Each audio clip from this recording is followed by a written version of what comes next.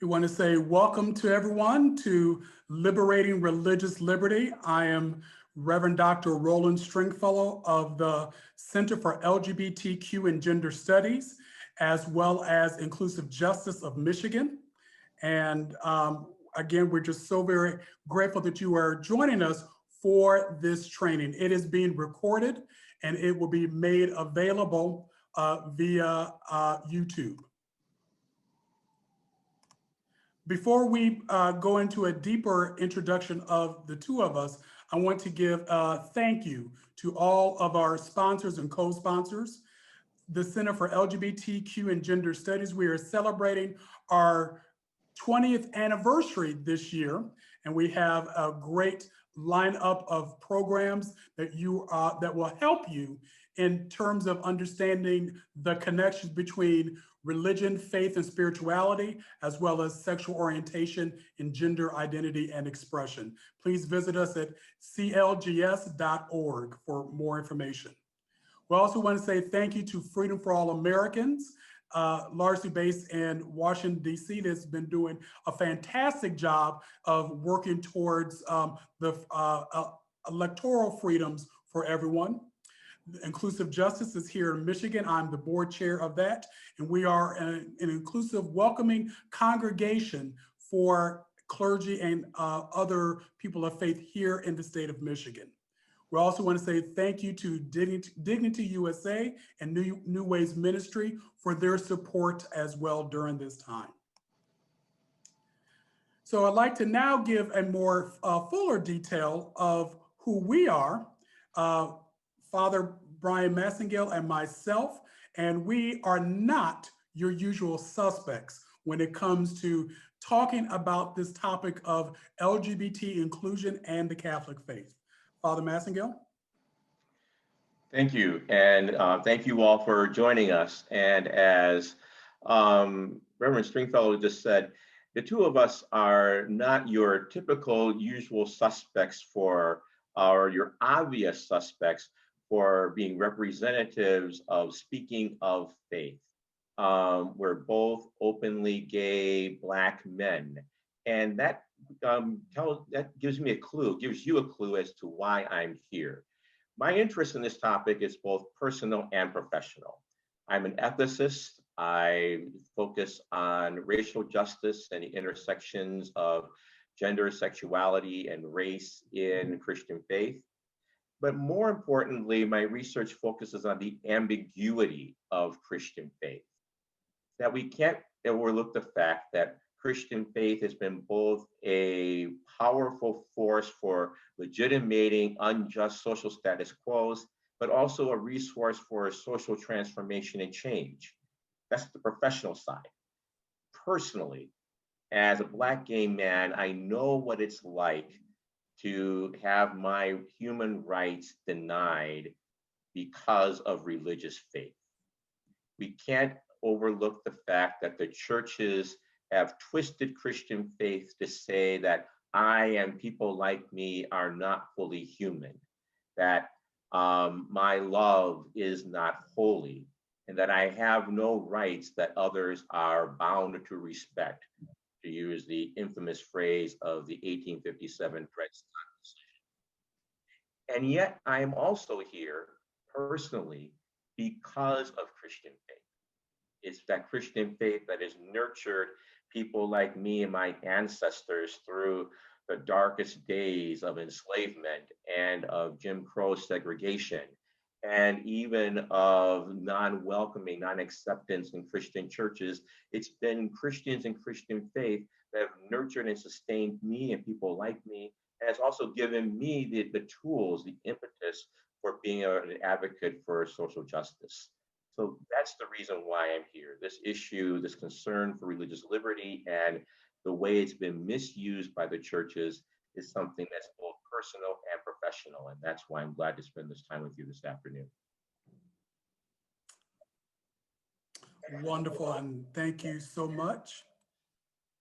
And as far as my background and my interest to this topic, I have been working with the Center for LGBTQ and Gender Studies located in Berkeley, California at the Pacific School of Religion since the year 2008. And I remember when I came on staff, Obama was running for the White House and Proposition 8 was on the ballot.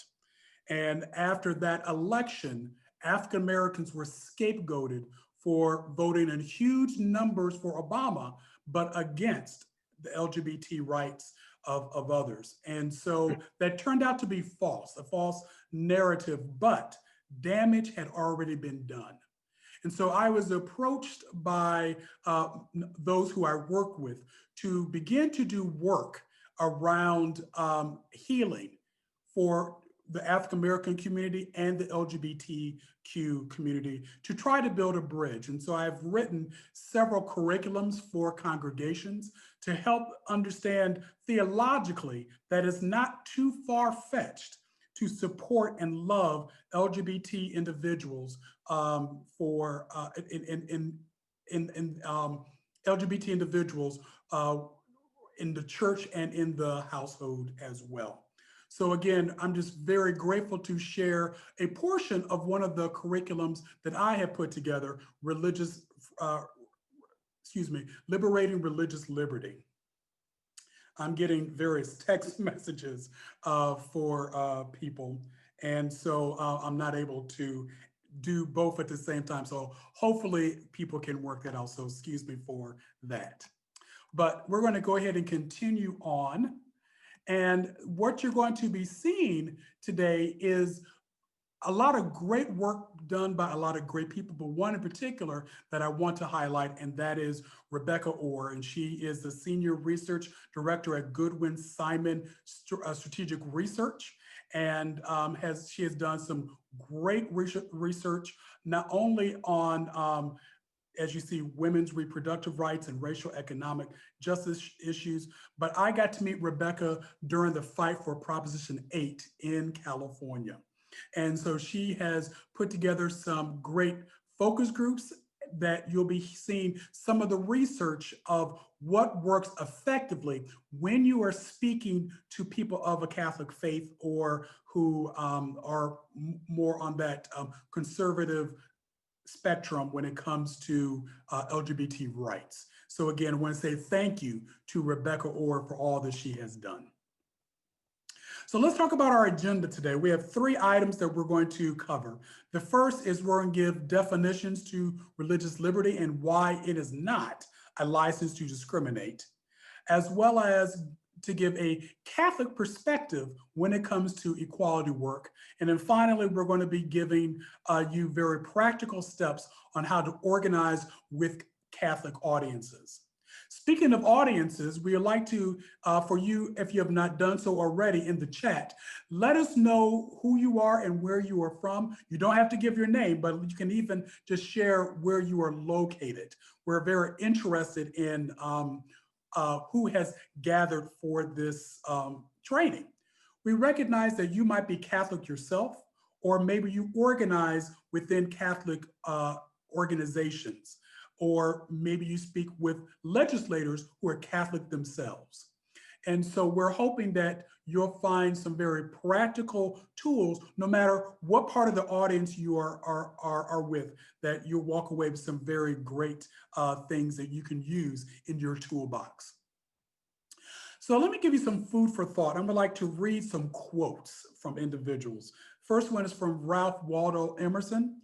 "Let me never fall into the vulgar mistake of dreaming that I am persecuted whenever I am contradicted." This is another dear friend of mine from Southern California, the Reverend Susan Russell. "Religious persecution is when you are prevented from exercising your beliefs, not when you are prevented from opposing your beliefs."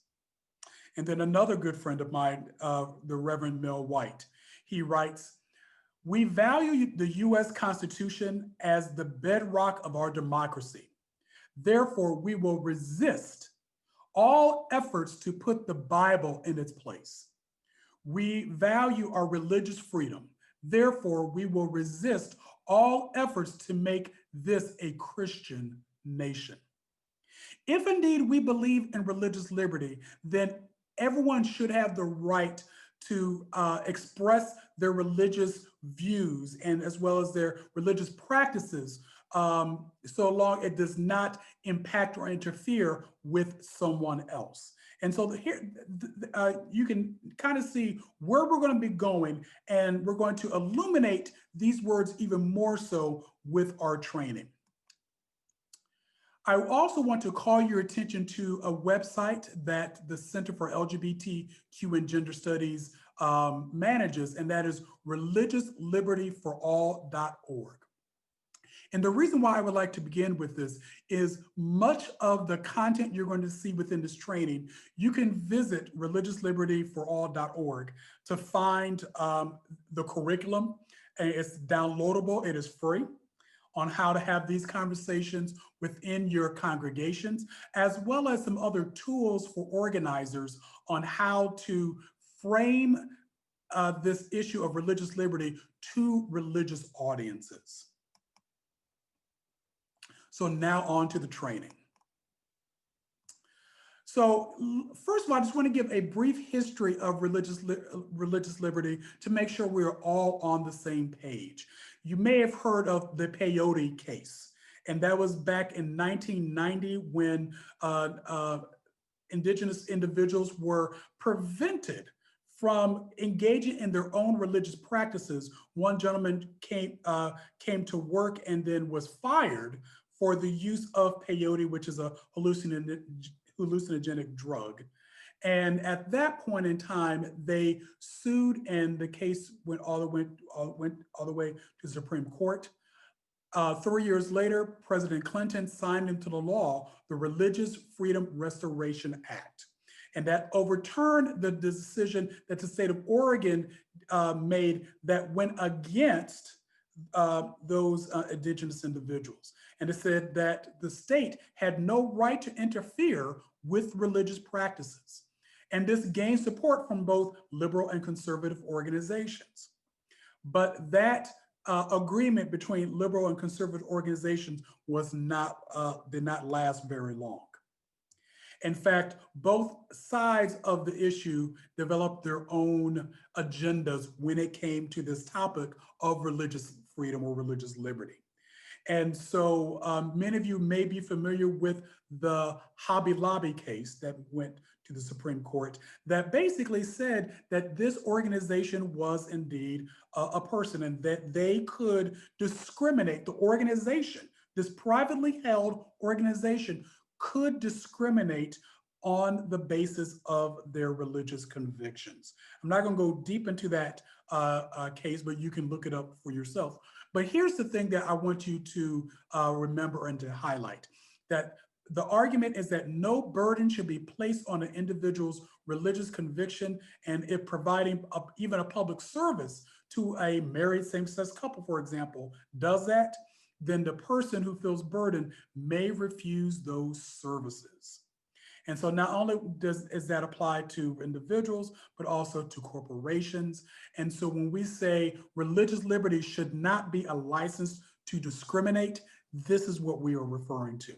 And this is not the intention that President Bill Clinton had when he signed this into law. He was really trying to protect the religious freedoms for everyone, not so much to uphold someone else's religious conviction that would, again, put undue burden onto someone else.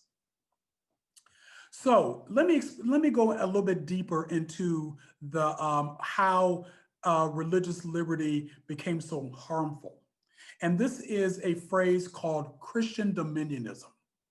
And so people like James Dobson and Jerry Falwell, they gathered behind closed doors to put together an agenda to promote, quote unquote, their way of life of conservative Christians. And so that this would, again, be infiltrated through not only government, but business, medical practices, education, and of course, the institution of religion and churches. And so their goal was basically to have this Christian, their version of Christianity to be supreme and to be baked into a matter of public policy and law. And so this is well documented now. So although they began in secret, that secret again was exposed. And we can see the evidence of this when you see the partnership oftentimes with religious conservatives, with also political conservatives as well. That oftentimes their agenda seems to be one and the same.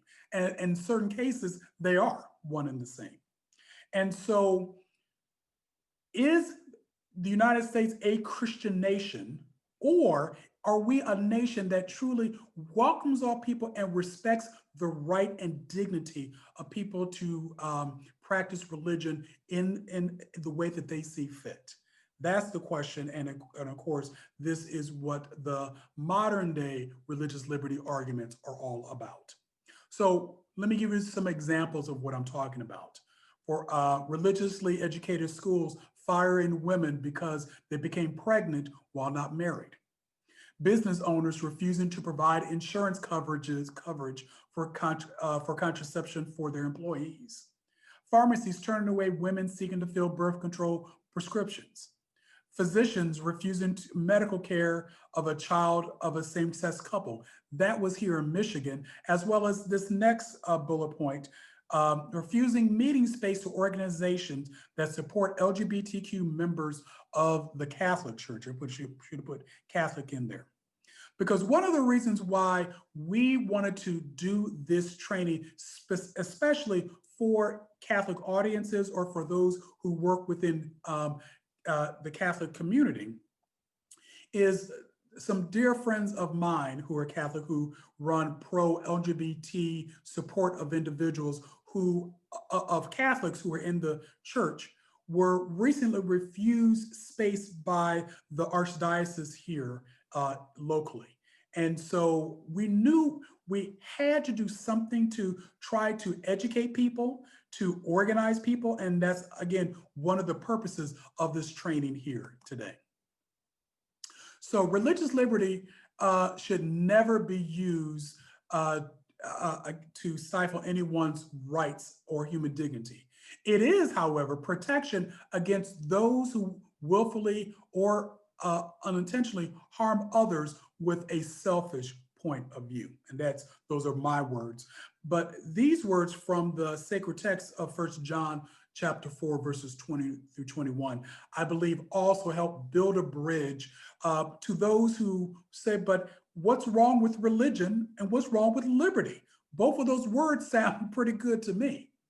But again, when you are thinking about this concept of Christian dominionism, and where only one certain point of view of Christianity gets promoted while everyone else gets swept away, here is a passage that I'd like to use to build a bridge of understanding.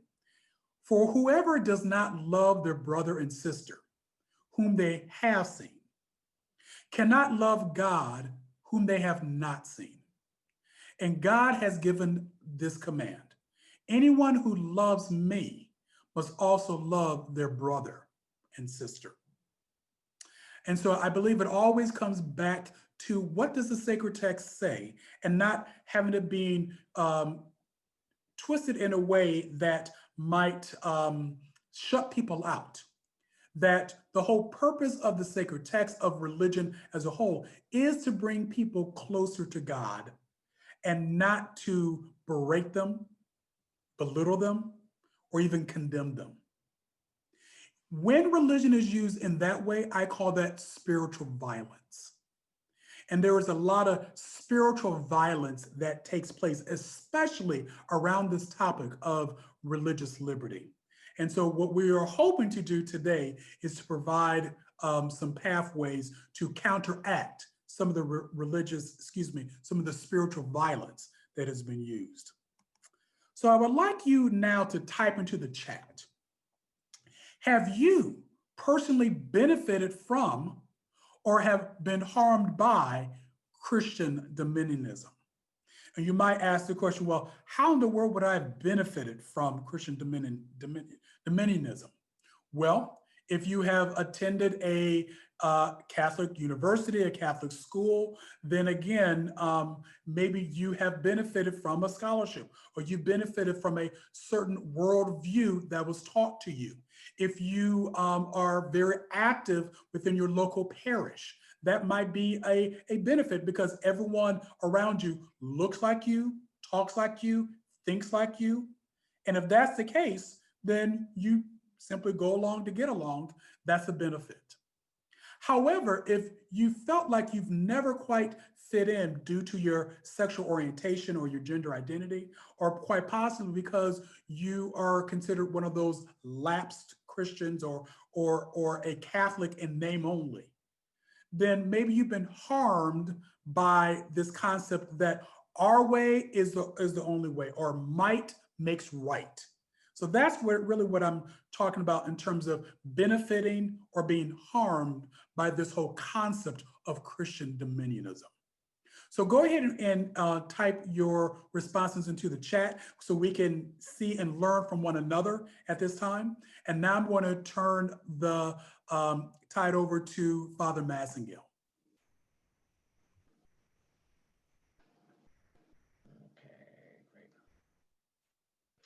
Okay. Thank you, Reverend Stringfellow. Let's see. I want we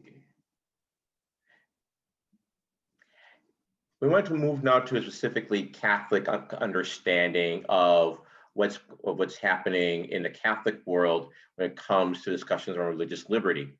And the first thing I want to do is to start with the basic message.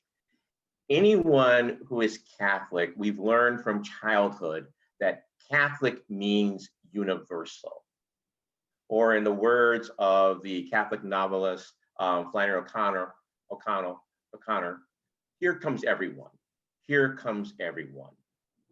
In the words of the Second Reconciliation Prayer for Eucharistic Prayer for Reconciliation, we say that the church should be a place where people of every race, language, and way of life are welcome and find a home. And so we basically want to say is that the message of religious liberty that we want to put forward is consistent with the Catholic faith. If LGBTQ persons, and by that I mean lesbian, gay, bisexual, transgender, and queer persons, if we are not welcome in the church, if we are not present at the table, then the church isn't truly Catholic. So what we're trying to do in our whole conversation about trying to reframe the religious liberty conversation in the Catholic Church is not to work against the Catholic Church, but to help the church become who we say it is, and that is truly universal. Move to the next slide, please. What I want to do is highlight the overlap between the philosophy of Christian dominionism and what's going on in the Catholic Church. In some ways, an alliance with conservative evangelical Christians with Catholics may seem a little weird because historically, conservative evangelicals haven't always considered Catholics even to be legitimate Christians. And so the overlap comes over this. They share a common agenda when it comes to issues of sexuality and especially issues over same-sex morality.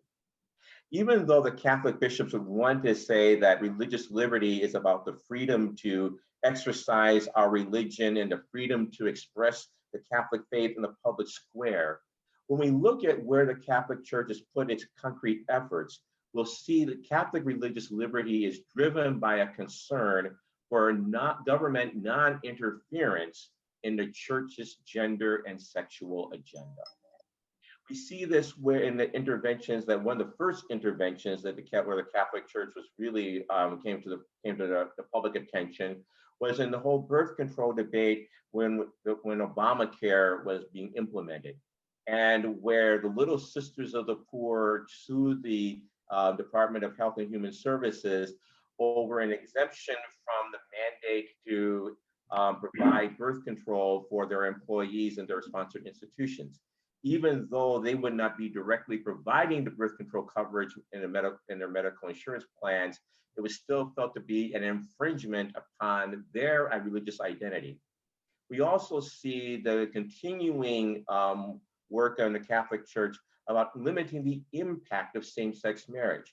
Once same-sex marriage was legally recognized in the United States, what we see in the LGBTQ, we see in the Catholic Church, is the efforts to limit the impact of that ruling upon the Catholic Church and the Catholic Church's institutions. And so what we see is that religious liberty really in a Catholic world has come to mean a very narrow kind of exercise, not an exercise of the church's right to have worship services or anything like that. It's really specific over the church's gender and sexual agenda. Next slide, please.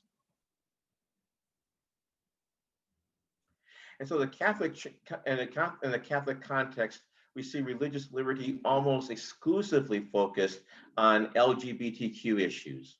For example, many of you may be familiar with the Fulton, Fulton case before the Supreme Court that will be heard by the court on the day after the election.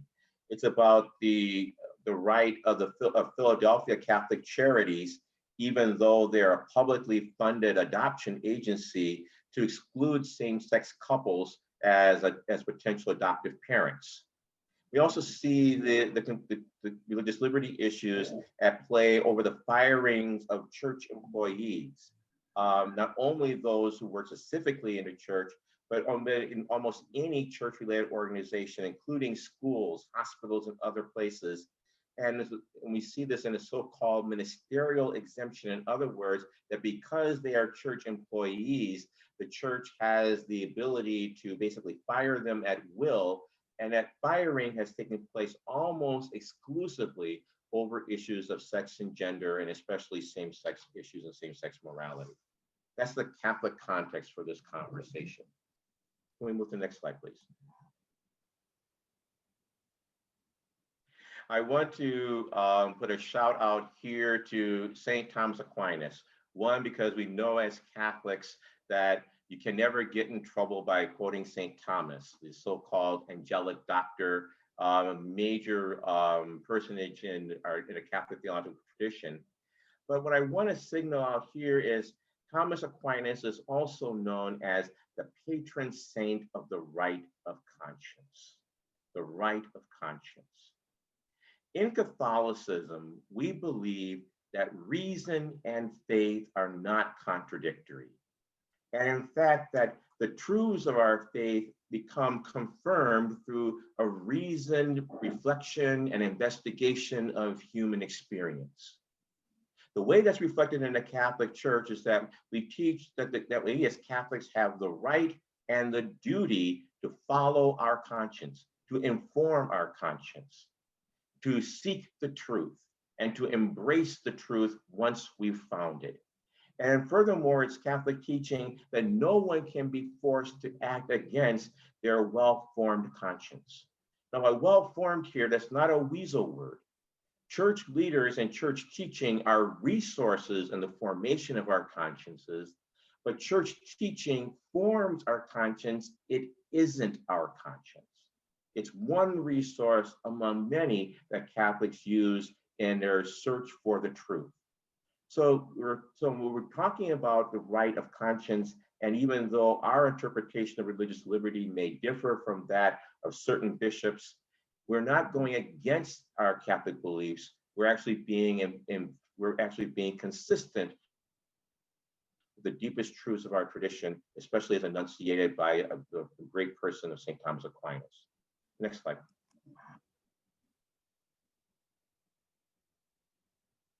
One major advantage that we have as Catholics when it comes to religious liberty is that religious liberty is something that's very abstract for most Catholics. Since 2011, the U.S. Conference of Catholic Bishops has sponsored fortnights for religious liberty. They've had every year there are these banners. There are this period of time in which we try to talk about religious liberty in a very intensive way. And each year since 2011, there's been a various theme that's been attached to these fortnights. However, I think it's very safe to say that the response of most Catholics is basically to ask the question of, what's a fortnight? What's a fortnight? And the answer is it's a 2-week period. But the very fact that Catholics even ask the question, what's a fortnight, shows that these campaigns have had very little impact on most Catholics in the pews.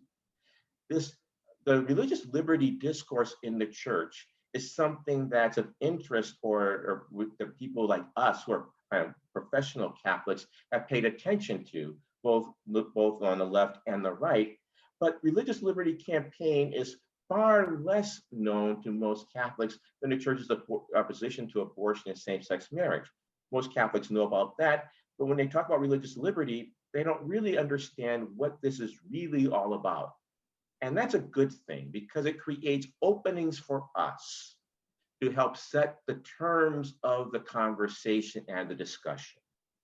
And it creates openings for us to set the terms of the conversation and the discussion, not as lawyers, but as people of faith. Most people will not be able to understand you talk about Fulton or the various other kinds of court cases, but they can understand the human impact that religious liberty discourse and laws can have. That's our opening, that's our invitation. That even though the Bishops' Conference has been very active in this area, still most people in the pews don't really understand what we mean by religious liberty or what the stakes of the conversation really are. Next slide, please. So in light of that then, I want to lift up certain fundamental Catholic values that are important when we talk about equality work. And the aim is not to convince the already convinced.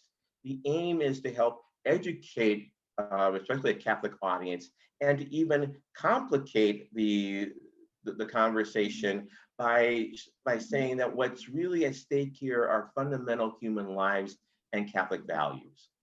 One of the fundamental Catholic values that we can appeal to in our equality work is our basic conviction about the equal dignity of human persons. This is the core conviction of Catholic social teaching, the equal dignity of every human person as created in the image of God. In the Bishop's 1986 pastoral letter on the economy, economic justice for all, they talk about that when we're in the presence of another person, we are in the presence of the sacred. And the reason why I had that slide with the sanctuary lamp is that when I talk to my students about this, I say, when you go into church and you look in front and you see that sanctuary lamp burning, what does that mean? And sooner or later, one of the students will say, oh, that means that Jesus is present in the tabernacle. And I say something like 15 points for Gryffindor, okay? Because they're all into Harry Potter, or at least they were. When we see another human being, we should see a sanctuary lamp burning before them. And moving on to the next slide, we believe that as Catholics, that human dignity is conferred by God independent of any human characteristic, regardless of race, gender, class, ethnicity, nationality, and yes, sexuality and sexual orientation. LGBTQ people are human beings. And because of that, we believe that God has instilled within them equal sacred dignity, value, and worth. We don't give dignity to people. We are called to recognize what God has already put there. And our response to the dignity of human beings is to recognize it, to promote that dignity, and to protect that dignity. All human lives are sacred, regardless of any human characteristic. There are no exclusions, no small print. The dignity of the human person is perhaps one of the most radical convictions of Catholic social thought, and one that frankly, we're all in the process of trying to live out more and more fully. Next slide. Because of our conviction of the equal sacred dignity of every human person, this is the reason why Catholics are concerned about justice and the shape of society. Justice is capable of many definitions, but justice in a faith perspective is rooted in the Hebrew concept of shalom. And for many of us in our religious formation and religious education, we learn that the word shalom means peace. It does mean peace, but also much more. Shalom really is talking about a sense of wholeness, a sense where everyone has what they need to live a fully human life. And the thing about the biblical understanding of shalom is that all share in shalom or none have it. And so shalom, the asset test of shalom, of the justice of a society, is how the marginal and the outcast are faring. Because if the marginal and the outcast are not sharing in this gift of shalom, then the society as a whole is lacking in shalom. And in a Christian tradition, our commitment to creating societies of wholeness, where everyone has what they need to live a fully human life, is rooted in Jesus's own example of extravagant outreach to the marginalized and to the outcast, where Jesus welcomed those who were the outcast in society. He welcomed them at table and he ate with them in the name of God. This inclusive table fellowship in the name of God becomes a fundamental, powerful biblical symbol of the shalom that should mark human societies. Next, please. In the Catholic world specifically, we believe that our Catholic advocacy for justice is rooted in our defense of basic human rights. If every human being is sacred because he or she is created in the image and likeness of God, then every human being is entitled to basic human rights. Those are the minimum non-negotiable conditions that are necessary for life's full development. And we believe that among these rights are the right to life, yes, but not just the right to life, but in the words of John the 23rd in 1963, to all of those things that are necessary for life's proper development, including food, clothing, shelter, just wages, and safe working conditions. In the Catholic social teaching tradition, popes have continued to reflect upon what is needed for a full human life, and they've contributed to expanding our understanding of what those conditions are for life's full and proper development. And in the Catholic social teaching tradition, human beings have a right to a family life as a basic human right, grounded in their dignity as human persons. This is really key. I'm going to come back to it a little later, but let me highlight it here. Many of us are familiar with Pope Francis's recent comments about calling for the recognition and protection and the granting of civil unions to same-sex couples. He grounds that right, that recognition to same-sex civil unions in the right to a family life. He says specifically in his comments as reported that sexual minorities have a right to a family and a right to a family life. But note where this family life is grounded in. It's grounded in the sacred humanity of human persons, including sexual minorities. In other words, if sexual minorities are human beings, then we are called as Catholics to defend and to promote and to recognize their basic human rights, including the right to a family. Next, please. Another important value to highlight in the Catholic conversation is that we are not concerned about a more ample, more just understanding of religious liberty only for the sake of LGBTQ persons. We are concerned about a more adequate, more expansive understanding, a more just understanding of religious liberty for the sake of the church itself. We're not doing this for them out there, but for us, who we are. In other words, what's at stake in the conversation of religious liberty is our credibility and integrity as a faith community. Are we believable when we say that we're the Church of Jesus Christ? And indeed, are we the Church of Jesus Christ if we act in such a way that the civil rights of any human group are compromised or denied or are threatened? We have to understand something that's very important here, and that is the church's fundamental mission is not to proclaim doctrine. The church's fundamental mission is to be the body of Christ in the world. And this is not something that's liberal or progressive. This is very traditional Catholic understanding of church. The church exists to be the earthly presence of Jesus in the world. And if Jesus in his historical life ate with the marginalized and said that our treatment of the marginal and the vulnerable is the measure of our relationship with Christ, then we, if we're going to be credible and if we're truly to be the body of Christ in the world today, we have to continue that same sacred mission. Next, please.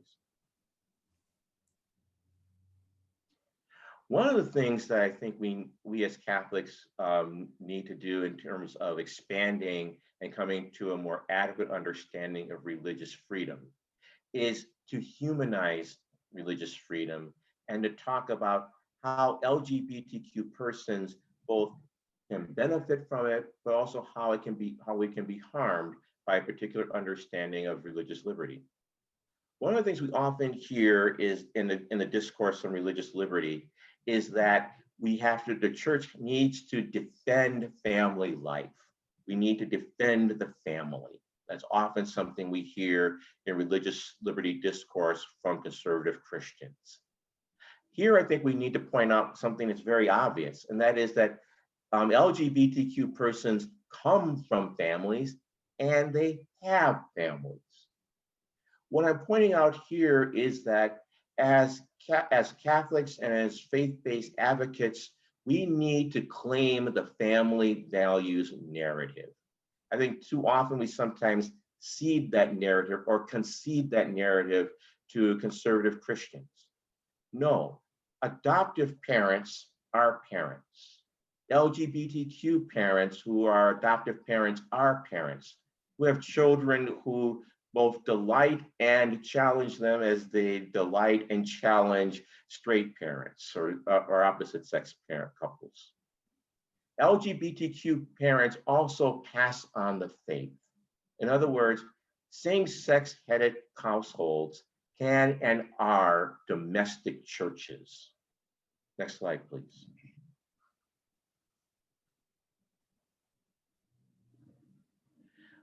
Another thing I think we need to do as Catholics and as faith-based advocates generally is that we need to humanize the issue in order to draw near to suffering. When we talk about religious liberty, it's important to understand that we're not doing this as lawyers. We're doing this as concerned Catholics. As concerned people of faith, we cannot overlook the fact that since 2016, since the election of 2016, the majority of LGBTQ youth have reported that they've taken measures to hide their sexual orientation, to hide their gender expression out of a concern of being harmed. This is real. People are suffering. People feel endangered.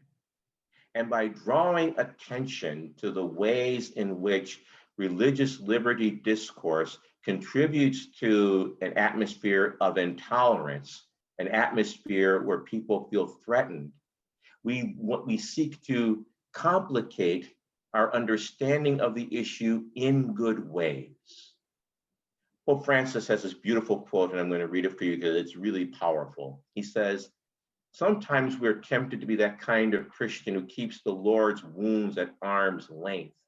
Yet Jesus wants us to touch human misery, to touch the suffering flesh of others. Whenever we do so, our lives become wonderfully complicated." As faith-based advocates, I believe that one of our tasks is to wonderfully complicate the religious liberty discourse in the church by humanizing the issue, by raising the voices and experiences of those who suffer marginalization and harm because of the intolerant voices that are given cover by a particular exercise or discussion of religious freedom. Next, please. So I was saying we need to talk about the harms of religious liberty laws. All too often, when many bishops talk about religious liberty, they talk about the need to protect the church's right to exercise its faith in the public square. And indeed, there is a legitimate point to that. If the church were under active persecution, that would indeed be a valid concern. But I think it's also important to point out the harms of religious liberty discourse and religious liberty laws. And there are many different parties that are harmed by this. First, there are harms to children, especially to children in foster care who need stable homes and loving parents. Right now, we know that there is a foster care crisis in this country where there are not enough homes available to provide for those who have need. And to arbitrarily restrict the number of those who would desire to have a stable, loving home and to offer it to children in need will result in harm to children. You often say we want to engage in religious liberty in order to protect children. Children are also harmed when we arbitrarily and needlessly restrict the pool of those who can provide loving homes to those who need it. The harm to a religious liberty laws to LGBTQ persons, I've talked about before, but I want to highlight again. Religious liberty discourse contributes to a climate of fear and insecurity. When people, especially young people, hear that laws that protect their right to gender expression, or even something as simple as the right to use the restroom of their choice, when that becomes in question, that it becomes a safety issue that contributes to a sense of intolerance. It gives people who are intolerant a religious cover for violence, for bullying, for stigmatizing sexual minorities in society. We also need to talk about the harm that this does to the church that we love. And I want to highlight the fact that we do what we do out of love for the church. As you see, I'm an ordained person. I've been ordained a priest for 37 years, serving the church in ordained ministry. I love the church. And it's because I love the church that I'm concerned that the church gets it right. And I'm especially concerned when negative voices harm people, because that reflects badly on the church. One of the things we can do as Catholics is highlight how we know people who have left the church for various reasons. Almost every Catholic, I can say very safely, can easily name 3 people who have left the church, many of them because of the church's stances on gender and sexuality and the ways these are discussed in the public discourse. When people leave the church we love, that harms the church, that also harms us. And we can speak of how we want a church that would welcome everyone. The church itself is harmed by the way it discusses religious freedom. Next, please. I began earlier by talking about how Reverend Stringfellow and I are somehow not the usual suspects for a training like this. And I want to highlight one of the reasons why I'm very passionate about this issue. Religious liberty has been used in our history to justify racial discrimination. That racial discrimination was held as a sincerely held religious belief. Many of us are familiar with Bob Jones University, a conservative evangelical university that up until the 1990s forbade its students to engage in interracial dating or interracial sex on the basis of their sincerely held religious belief. When I think about that as a Black man, what I'm being told is that somehow my humanity is suspect, so suspect that you can't even see me as a dating partner. And the fact that this is held as a sincerely held religious belief, it raises the question, whose beliefs are being respected and protected? Reverend Stringfellow, in the first part of the conversation, alluded to how Christian dominionism only seeks to protect a particular form of Christian expression. One of the things that we need to be aware of is that when we're talking about religious liberty and religious freedom is to always ask the question, religious liberty and religious freedom for whom? Whose faith is being respected? Whose faith is being protected? And conversely, whose faith is being denied? What harms can be done in the name of religious liberty? Next, please. In our conversations in the Catholic world, I think it's important to end with our hope for the church. In other words, to always approach the conversation out of a love for the church, of a concern for the church, and out of a hope for the church. And hope is something that is really currently in the news because of the overtures of Pope Francis. His calling for the legal protection of same-sex civil unions is indeed a major step. Now, granted, it's not everything that Catholic LGBTQ advocates and allies would want. However, for a global institution, this is putting the Catholic Church squarely on the side of non-discrimination of sexual minorities based upon their human dignity and their basic humanity. Frankly, it's a move that I never expected a Pope to make in my lifetime. Just as I never expected the Pope to say in 2013, if someone is gay and has goodwill and searches for the Lord, who am I to judge? In all of these ways, we're showing that the church can grow. The church can grow also because we have grown. Many of us haven't always been the forthright advocates for human equality that we are now or strive to be now. The church can grow because we have grown, and that means that the church can grow because we are the church. We are called to be the body of Christ, called to continue the work of Jesus, and to be the compassion of Christ in the world. That's the conviction that grounds our work for social justice and for equality and for a more just conversation around religious right, religious liberty, and religious freedom. Our hope for the church is a church that is more Christ-like, a church that is truly Catholic, truly universal. That's our hope. That's our goal.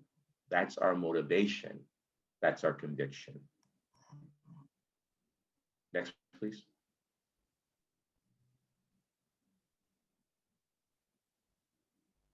Next slide, please.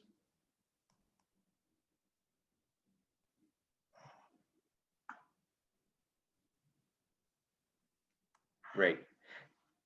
As we look at this slide here, let's go back a slide, please. Here, yes. What we want to do, we want to give you another chance to not just listen to us, but also to engage us. And so in the chat, we ask you to reflect upon this question and to share your responses and your reflections. What do you find inspiring or challenging about the Catholic vision that I've been discussing? In other words, some of them, as we look at this slide here, we see Catholics gathered in the nation's capital in the rotunda to be forces of justice and of equality. So what have you found inspiring about this vision? What have you found challenging about it?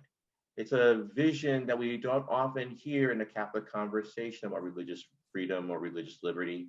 But I wanted to kind of put this out there as an alternative way of showing the fundamental Catholic convictions that can lead us to another different kind of place. So we'll take a few moments for you to respond or to write your ideas in the chat, and then we'll continue with our training. And I think I'm going to turn it over then to Reverend Stringfellow at this point.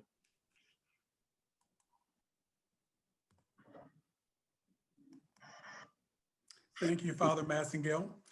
And again, continue to put into the chat that response of what spoke to you during this particular portion of the training.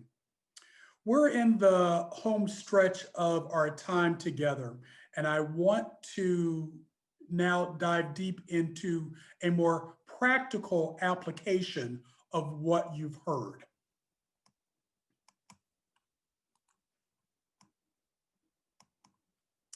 So Father Massingale and I talked about not being the likely suspects for this.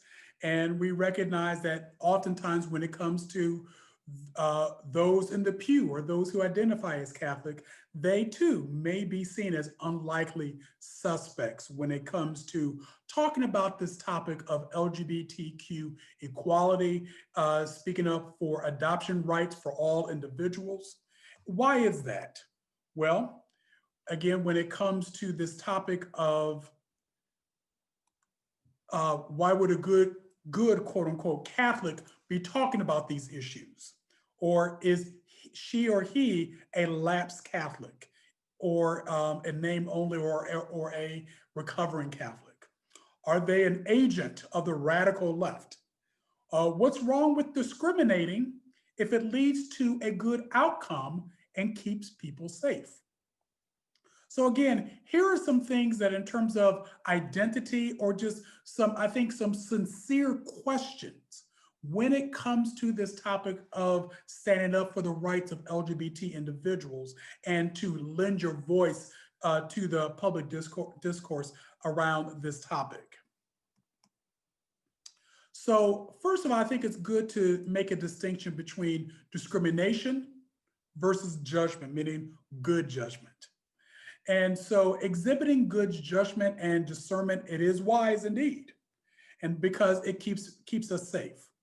Discrimination, however, keeps people oppressed and based upon the notion of supremacy.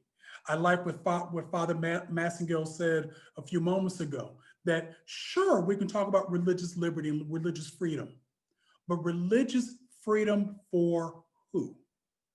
If some are in and some are out, then there's your way of telling that this is not going to, this conversation probably won't end well.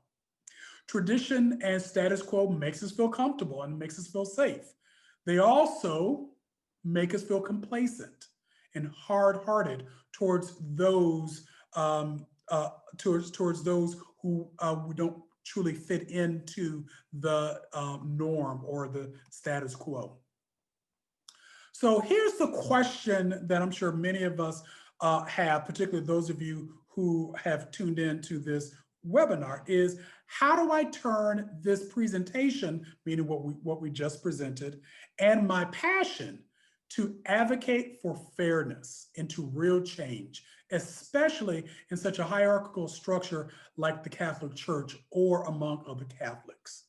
Because again, when you speak to someone who's in authority, whether they are within the church or or outside the church, maybe they are a lawyer, maybe they are a judge, maybe they are a senator or a congressperson, they have authority. So how does my voice really match or even equals to theirs?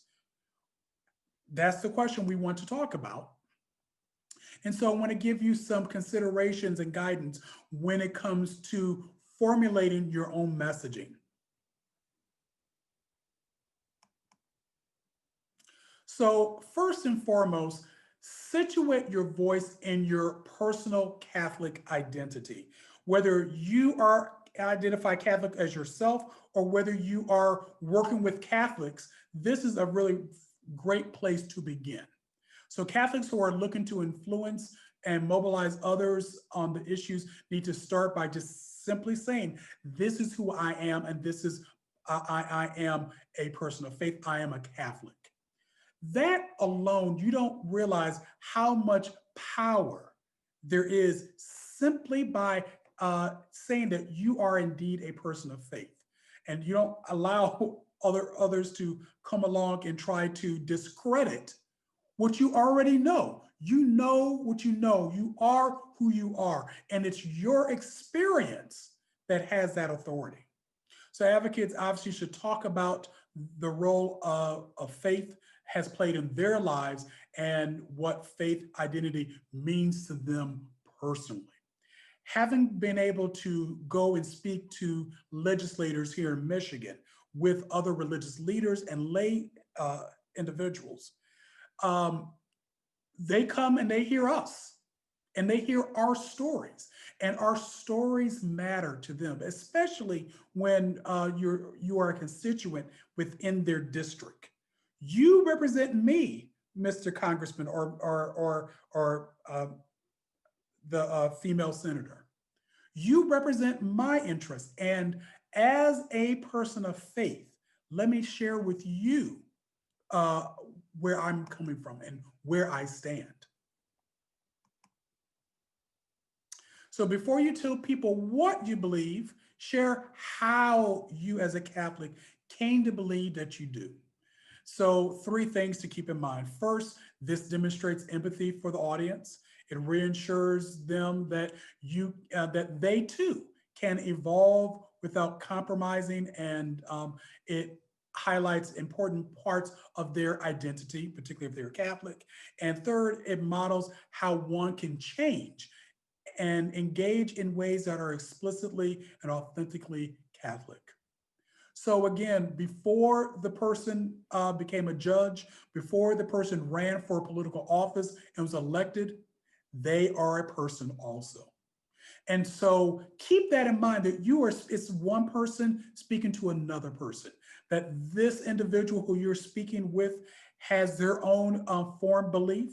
But as you are coming in to talk about this issue from an equality lens, that has so much impact and power, because again, when they are a judge or a legislator or even someone with an authority within the church, their role and responsibility is to minister or to serve all who are in their constituency. And so as you come along to let them know, here's something I need to bring to your attention, to that there's a certain part of this population that's being harmed by either legislation or by policy. And it is important for you to see and hear their voices, and whether you have been harmed and you're telling it from your own standpoint, or whether you are representing someone else to talk about it from their own perspective. So that is, I'm talking about our journey stories. So here are some examples of some effective cues that you can use when you are sharing your journey story.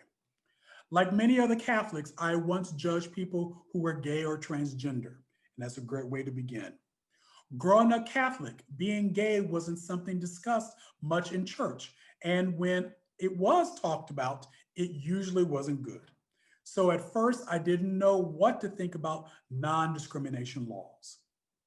Like many other Catholics, I didn't grow up knowing many gay people. So when my sister came out as lesbian, it was difficult at first.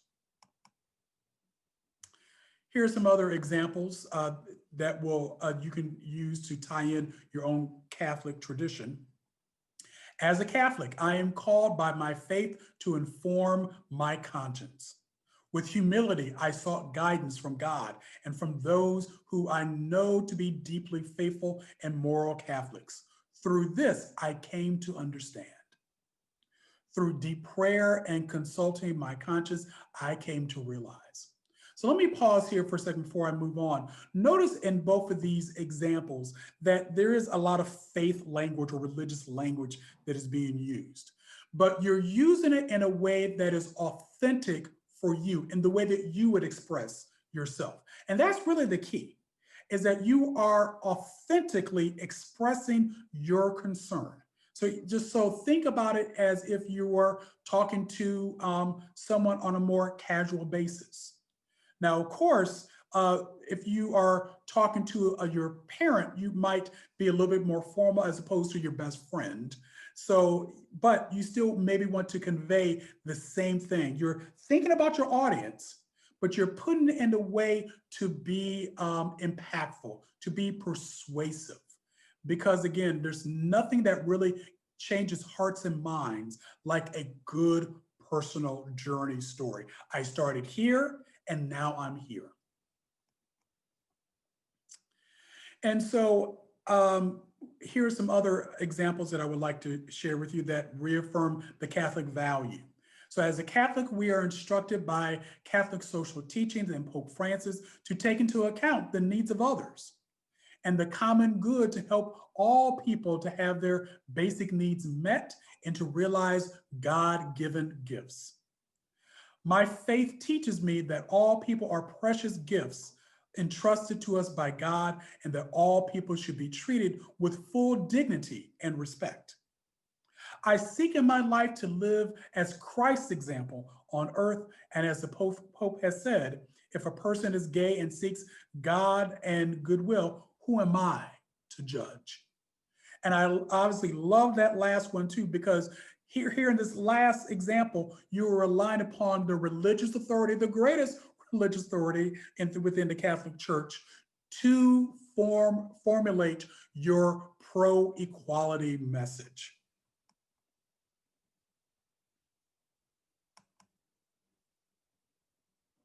And then when it comes to the court case that will take place in November, the Fulton case, there are some also great talking points for you to consider as well that will incorporate Catholic thought, values and thoughts.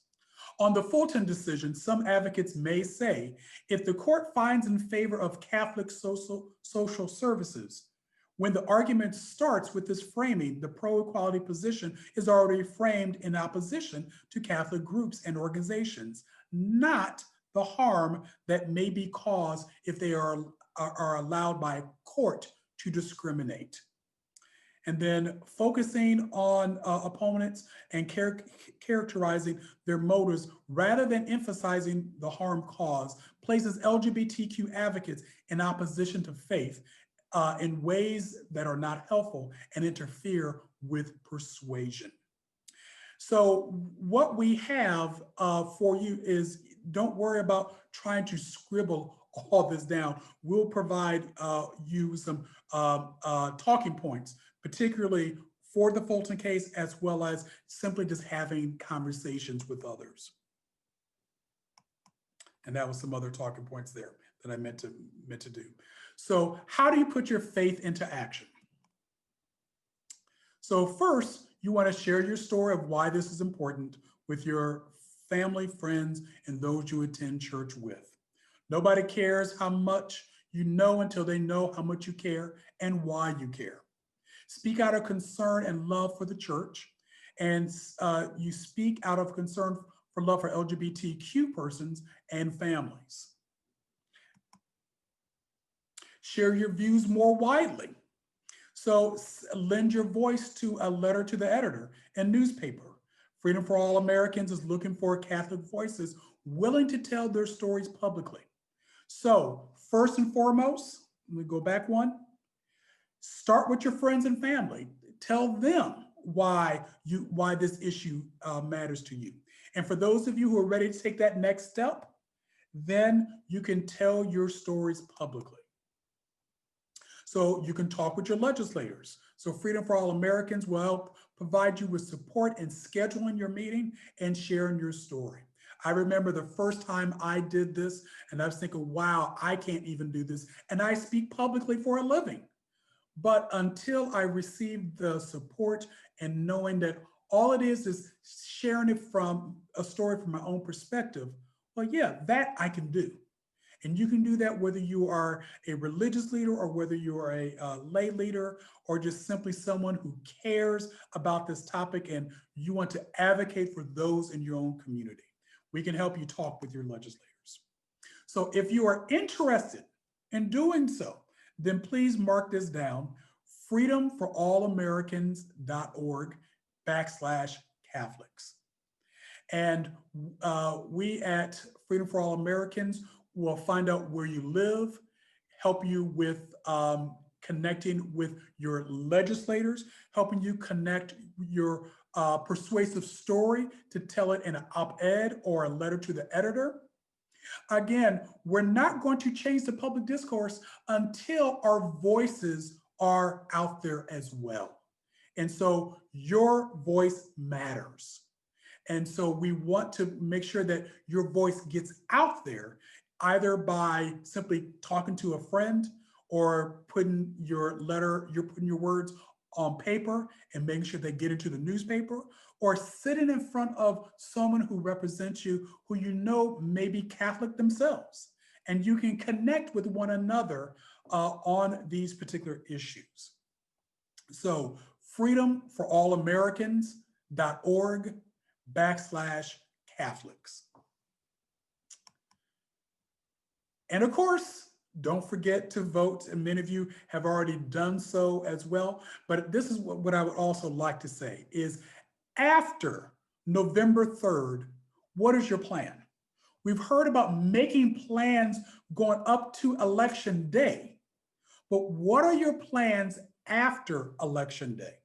And that is when you can lend your voice to make sure that people know that you stand for pro-equality and for all who live in your community, but especially those who tend to be forgotten or on the margins of our society. So let's go ahead and open up to any questions, comments, concerns, or reflections you might have. So let me begin with maybe the first question you might have. Is this presentation available? Can I get my hands on all this good information that I didn't have time to write down? Also, I know, and you notice I was distracted at the very beginning of this presentation because my phone kept blowing up.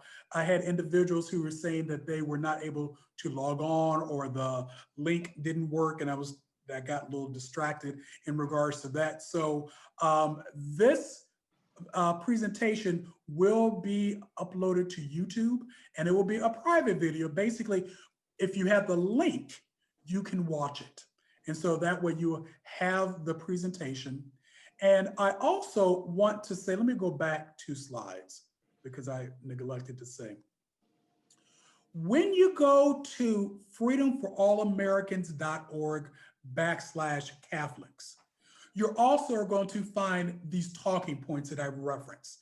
I kind of glossed over some of the talking points for the upcoming Fulton case, but you can see those as well as many others and some great resources that you will want to have in terms of how to do this organizing within Catholic communities.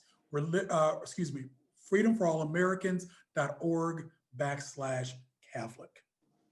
So I am going to stop sharing my screen so we can see one another, and we can also open up to any questions, comments, concerns, or reflections you might have.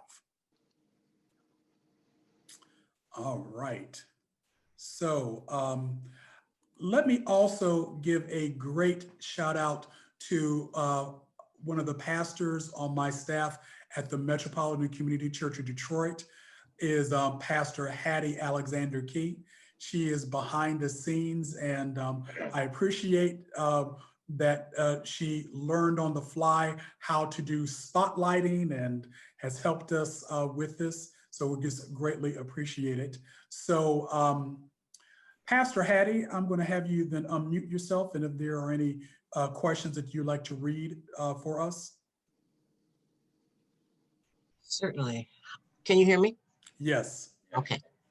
How do you deal with people who say they welcome LGBTQ folks to the church so they can cure them of their sins, or who like to quote Leviticus as justification for their discrimination?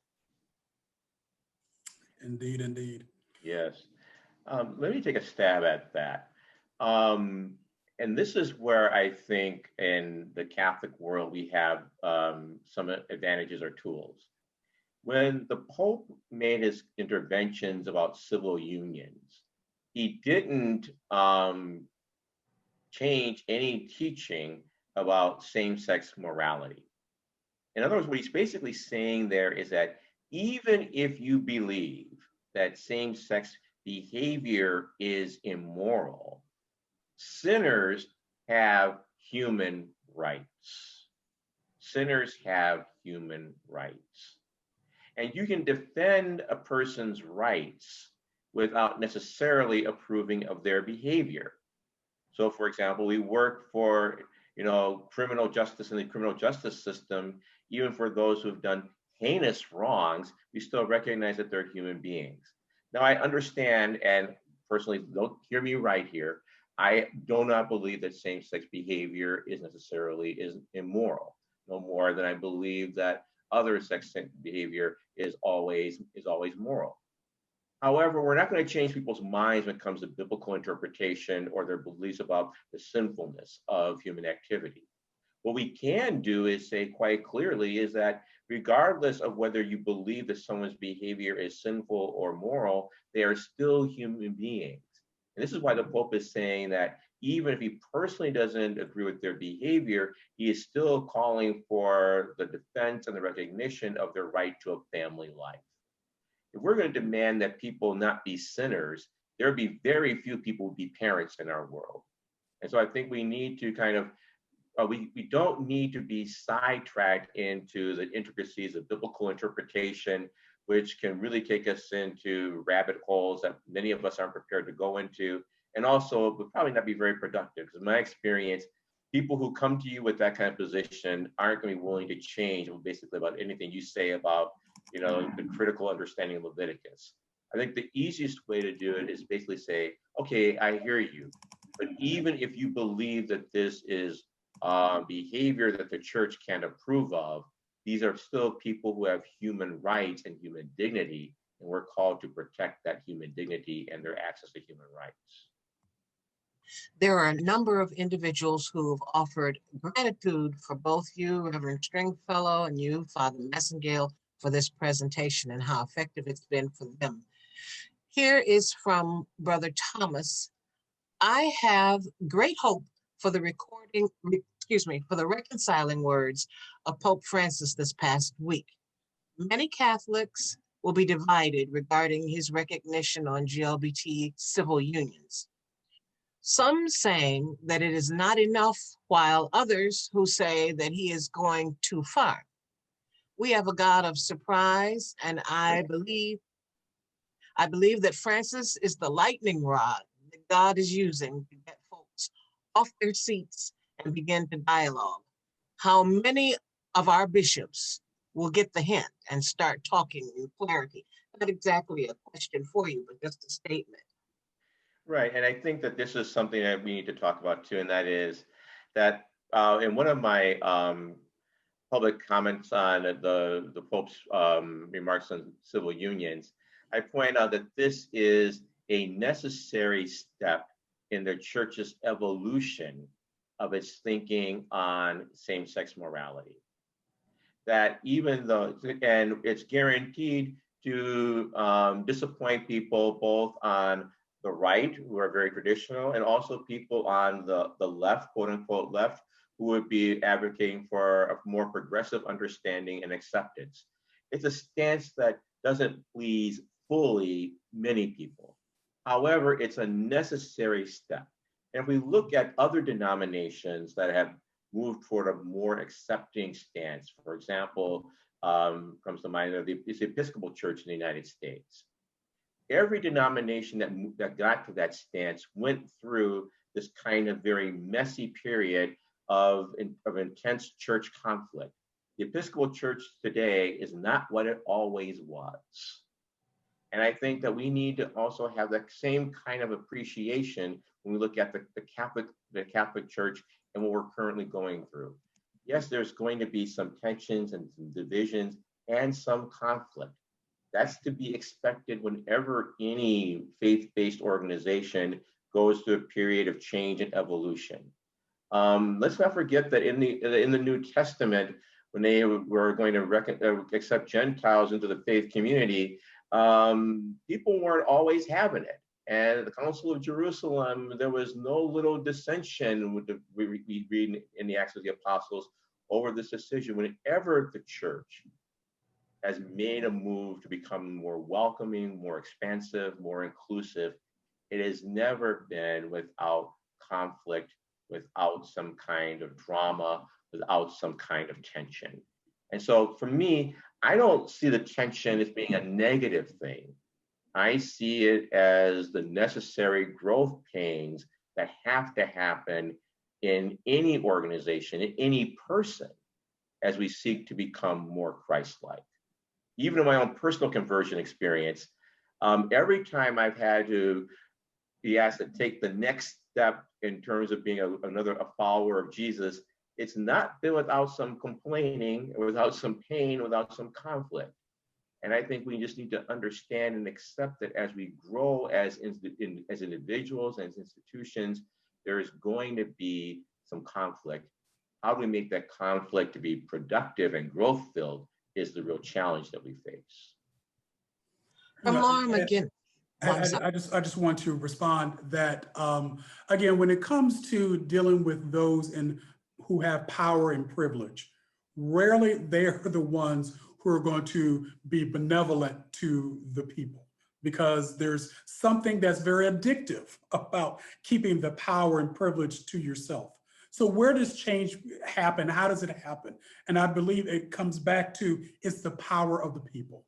That recognizing that even though someone in authority is doing something to you or to someone who you love, that you don't that you don't care for, that you do have the authority to use your voice and to speak up and to speak out. And again, obviously the power at the ballot box, but I also like to go back to the example of those women who marched and men who marched in the streets after the 2016 election for the Women's March. That although that didn't change the outcome of the election, it did create rise and change for the Me Too movement and the Time's Up movement. And obviously with the Indivisible movement and Black Lives Matter, that great power and change can come when the people use their voices. And so again, that when those who are in power and privilege, they also, I believe, begin to change when the people collectively use their voice in a way that really will bring about that type of change. And from Laura McGinnis, messaging for the Fulton case defaults to, quote, fines in favor of Catholic social services, end quote. What do we say instead? I would say that yes, the messaging it's a challenge in this way, in that Catholic institutions tend to have a lot of power and they're going to be very effective in messaging. And they're basically going to make the case that Catholic institutions need to have the public space to exercise their faith in public. That's going to be the fundamental message that's there. I think our counter message is twofold. One is to talk about the harm of the decision and who is being harmed by the decision. In other words, we can't just let them get away with asserting what they see as the positive. We also need to assert the real harm here. And that's why I talked about who's being harmed here. Children are being harmed here. That LGBTQ persons who want to be generous in opening their homes and providing stable, loving homes for children, they are being harmed here.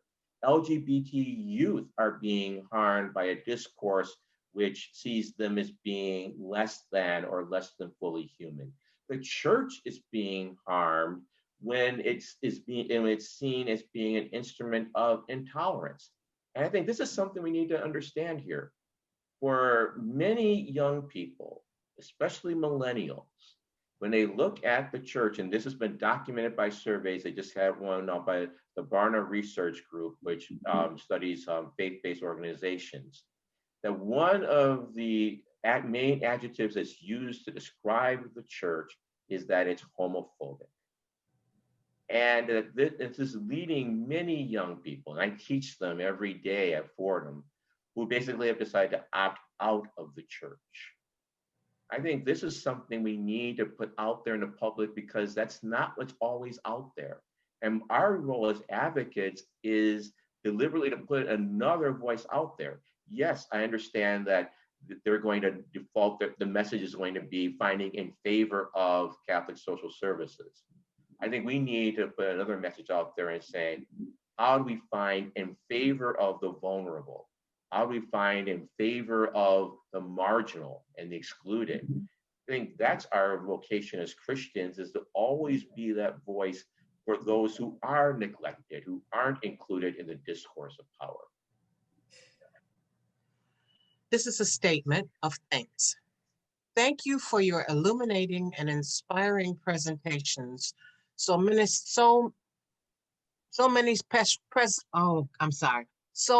ministry presentations that testify to your learning, living the good news and loving generously, fearlessly, compassionately. Our world is blessed because of your ministry. I don't have any other questions. Well, amen, amen, amen. Well, amen. I would say that it's not, I mean, thank you. That was a very generous comment, but I think it's equally applicable to all the participants in this training session, is that we're all here because we see our faith calls us to this place. And it's our sense of faith and our sense of compassion. It's our real concern for justice that leads us to be here. And, we are, sometimes we get, upset because our numbers are not many, or so it would seem. But Jesus always talks about the mustard seeds and the leaven. And I think that's our role, is to be that powerful leaven that has an impact far beyond what we can imagine or dream. And so I don't get caught up in, so I'm grateful for the comment, but I would also turn around to all of us, that all of us are called to be these voices of compassion, these voices of passion for greater inclusive justice in our world. And I would also say in conclusion that this upcoming Sunday is All Saints Day. And when it comes to what makes a saint, or who is a saint, and oftentimes we look at the icons and those who have statues, made in their honor. But the saints who are among us are those who are everyday ordinary individuals who simply live out their convictions. And that's you, that's me. It's our sister and our brother who's next to us. And so our hope in this presentation is that not so much that you would walk away being a scholar of theology per se, but that you simply find the courage and the wherewithal to say, my voice matters. and that I too can add my voice to speak up in favor of those people who I love and those who I care for. That you indeed step into your own sainthood when you live out your God-given calling to advocate for, quote unquote, the least among us. And so again, I would hope that many of you would go again to freedomforallamericans.org/Catholic to find out how you can use your voice in ways that will be transformative within this community. So any last words or comments from anybody before we conclude? I just want to highlight, amen to everything you said, and I'm going to steal some of your material from my All Saints homily coming up this Sunday. So I'll footnote you in the reference. But I do want to. Someone raised the question that many bishops seem to be set in their ways, and how do you convince them when they're rooted in another perspective? And as I said in my presentation that I want to end here, in that is, we're not going to reach everyone, okay? That's an impossible ask. Jesus didn't reach everyone, even in his earthly ministry. And if Jesus couldn't do it, why should we put that unfair expectation upon ourselves? I think what we're trying to do is to say, if people who are hardened in their positions, there's nothing you can do. However, as I said before, many Catholics are not hard in their positions because they're basically confused about what do we mean by religious liberty and what do we mean by religious freedom. They're not quite sure what this is about. That's the opening that we have to reach them and to give them another perspective than the one that they may be hearing and half paying attention to in the pew. So the goal is not to reach everyone or to convert everyone. The goal is to get another coherent, persuasive voice out there that's also indisputably, unmistakably, unapologetically Catholic. That's what we want to do, so that there becomes more than just one official Catholic narrative. We want to say there is another Catholic narrative that is also deeply rooted in our faith.